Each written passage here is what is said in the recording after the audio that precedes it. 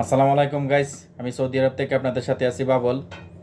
আপনারা অনেকজনে জানতে চান আমরা আকামা এক্সপায়ার সৌদি আরবে, আমরা আবার সৌদি আরবে দেশে গেলে আবার নতুন করে আসতে পারবো কিনা, অনেকজন এই প্রশ্নটা করেন।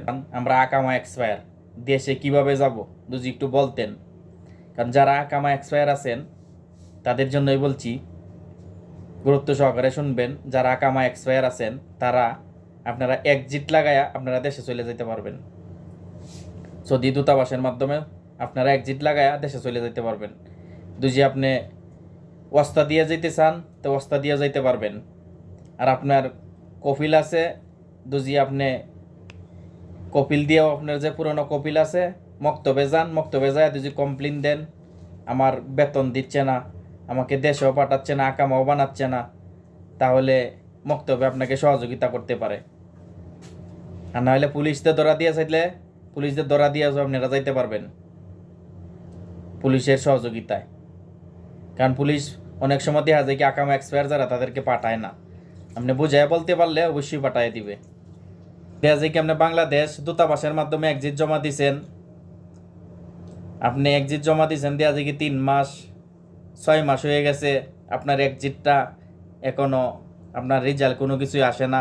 অনেক সময় দেখা যায় কি এই কাজগুলা, সরকারি কাজগুলা অনেক সময় দেরি হয়, দেরি হওয়ার কারণে এরকম হয়। তবে আপনার এক্সিট আপনি জমা দিয়ে থাকলে হবে, 3 মাস পরে হলেও 6 মাস পরে হলেও আপনার এক্সিট হবে। আর যদি আপনি এক্সিটে না যায়া দেয়া যায় কি আপনি অস্তা দিয়ে চলে যাইতে চান, অস্তা দিয়েও যাইতে পারবেন। কারণ কিছু টাকা আজকে অস্তা দিয়ে আপনি যাইতে পারবেন, অস্তা দিয়ে গেলে আপনি দেশে অস্তা দিয়েও যাইতে পারবেন ধরা দিয়া। আবার যদি আপনি পুলিশ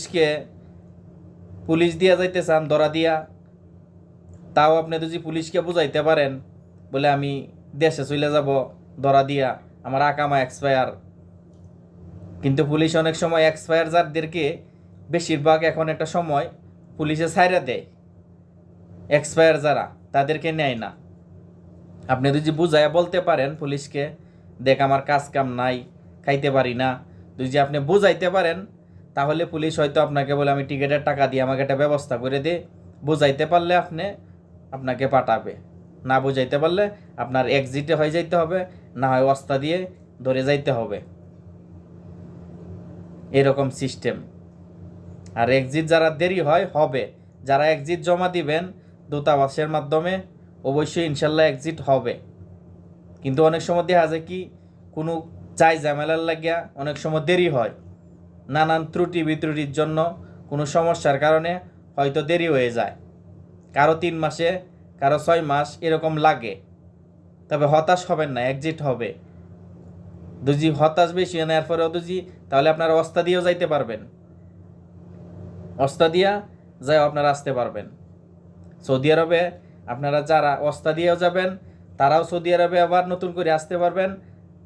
কারণ আপনি সৌদি আরবে আকামা এক্সপায়ার হয়েছে কারণ আপনার কফিলের জন্য, আপনার দোষে না, কারণ আপনার কফিল আপনাকে আকামা বানায় দেয় নাই, এই জন্যে এখানে আপনার কোনো দোষ নাই। আপনি সৌদি আরবে আবার পুনরায় নতুন ভিসা দিয়ে আসতে পারবেন। যারা সৌদি আরবে এক্সপায়ার আছেন এক্সিটে যান, অস্তা দিয়ে যান, পুলিশে ধরা দিয়ে যান, আপনারা পরবর্তীতে নতুন ভিসা দিয়া আসতে চাইলে আপনারা সৌদি আরব আসতে পারবেন। কারণ দোষটা আপনাদের না, কারণ আপনাদের কপিলের এই দোষটা ছিল, এই জন্য আপনারা আসতে পারবেন। যারা আমার ভিডিওটা দেখবেন অবশ্যই সবাইকে শেয়ার করে দিবেন, এটা লাইক, কী তথ্য জানতে চান কমেন্ট করে দিবেন, চ্যানেলটা অবশ্যই সাবস্ক্রাইব করে দিবেন। তো ভালো থাকবেন সবাই।